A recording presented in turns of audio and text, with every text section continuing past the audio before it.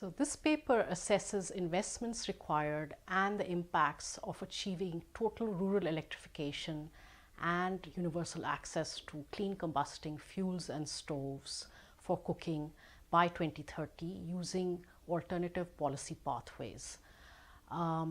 We know globally that access to adequate, reliable, affordable, and quality energy services is a huge challenge.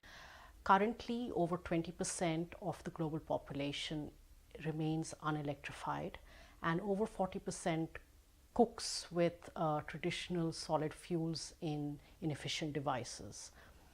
This has huge impacts for the health and welfare of these populations and also impedes development. In addition, the incomplete combustion of biomass in traditional devices has environmental implications. Our analysis employs two alternative modeling frameworks, the message access model and the image REMG model. These are extensions of existing integrated assessment models, but these focus specifically on the household sector and incorporate a great degree of spatial and socioeconomic heterogeneity. Existing integrated assessment models are very technology rich, but they do not account for the level of end user heterogeneity that is needed to answer questions like what are the best policy pathways for achieving universal modern energy access.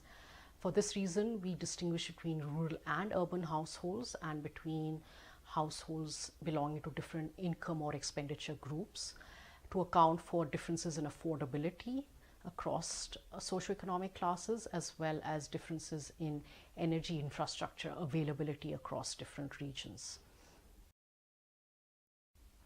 Our results indicate that the goals of universal modern energy access will not be achieved by 2030 without additional investments and new and dedicated policies. We in fact find that combining policies such as subsidies on fuels with microfinance or grants for lowering the cost of stoves are more effective than trying to apply each of these policies separately.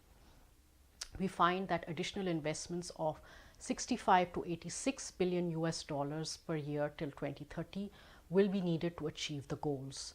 While these additional investments are small from the perspective of current energy sector investments in OECD countries, these can be significant for developing regions like sub-Saharan Africa and will require mobilizing new finances. We also find that while the investments are significant, the benefits just to health can be significant as well. We find that by 2030, achieving universal access to clean cooking fuels alone would save between 0.6 to 1.8 million deaths. We also find that achieving universal modern energy access goals will have negligible impacts on greenhouse gas emissions. This is because we account for non-CO2 Kyoto gases that are emitted from biomass combustion as well. And in particular, if we assume some proportion of biomass combusted is unsustainably harvested, then the net emissions impacts are even more insignificant.